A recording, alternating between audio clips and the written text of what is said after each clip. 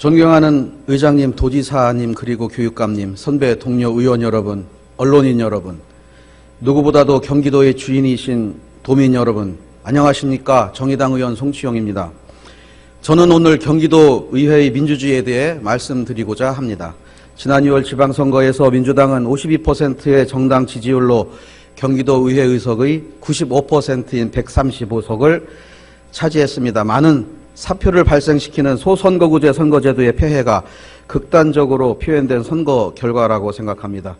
민주당은 거대 의석수를 바탕으로 모든 특별위원회 포함한 모든 상임위원회 위원장직을 독식하셨습니다. 다행히 국회에서 여야 5당이 연동형 비례대표제로의 선거제도 개혁에 합의했다는 소식에 희망을 걸어봅니다. 이제 10대 경기도 의회는 6개월 정도의 기간 동안 업무 보고와 조례 재개정 그리고 행정감사와 예산안 처리까지 의회 고유의 업무를 한번 경험했습니다. 이번의 경험으로 완전한 평가를 한다는 것이 어려운 일이긴 하지만 중요하게 개선해야 할 몇 가지 문제점은 찾아낼 수 있었습니다. 가장 큰 문제는 교섭단체가 단 하나라는 사실입니다. 모든 의회 일정이 협의 없이 일방적으로 결정되고 있습니다. 세상의 모든 일은 견제와 균형이 없으면 독단으로 흐르고 싶고 그런 일이 반복되다 보면 효율성이란 이름으로 권력이 집중되어 독재로 갈 수 있습니다. 그런 기류가 이번 예산 심의 과정에서 나타났습니다. 고등학교 무상급식 예산이 해당 상임위원회도 모르는 상태에서 민주당 대표단에서 지침으로 내려왔다고 했습니다. 두 개의 상임위에서 교육위원회에서 각 1,000억 원씩 2,000억 원이라는 금액을 삭감해 고등학교 무상급식 예산을 만들라고.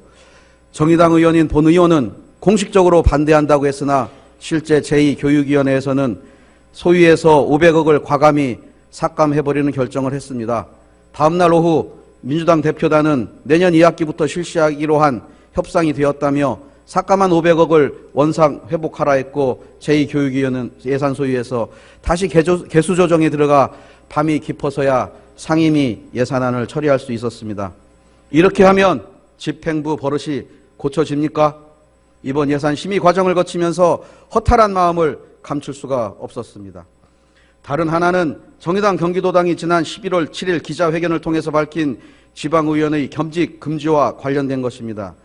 경기도 의원은 유치원과 어린이집의 원장이나 대표를 겸직해서는 안 됩니다. 부산의 기초의회에서는 겸직한 의원에 대해 이미 제명을 의결한 바 있습니다.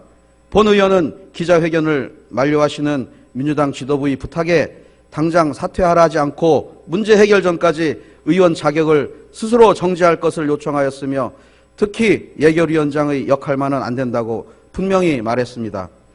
그러나 당사자는 그 자리를 지키며 어린이집 추가 지원 예산안을 심의하는 위원회의 위원장을 하고 있었습니다.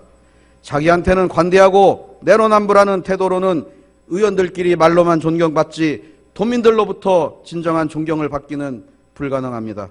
이래서는 지방의회에 더 많은 예산과 권한을 달라고 지방 분권을 강화해야 한다고 말하기가 부끄럽습니다. 법과 원칙을 지켜주십시오.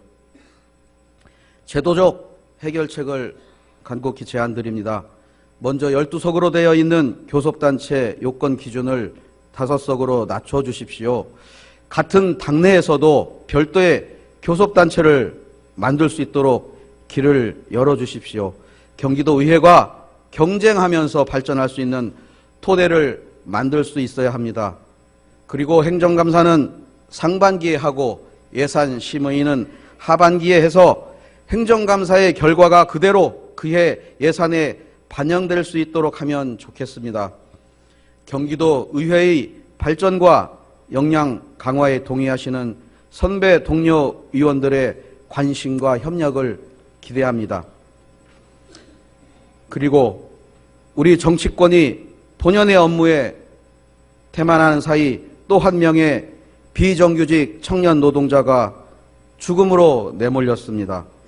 오늘 종무식 전에 고 김영구님의 를 추모하는 시간이 있었으면 좋겠습니다. 경청해 주셔서 감사합니다.